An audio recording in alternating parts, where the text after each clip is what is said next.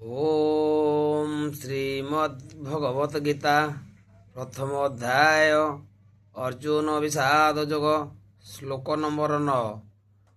अन्ये च बहवः सूरा मदर्थे त्यक्तजीविताः नानाशस्त्र प्रहरणाः सर्वे युद्ध विशारदाः। ଆହୁରି ଅନେକ ବୀର ଅଛନ୍ତି ଯେଉଁମାନେ ମୋ ପାଇଁ ଜୀବନ ଦେବାକୁ ପ୍ରସ୍ତୁତ।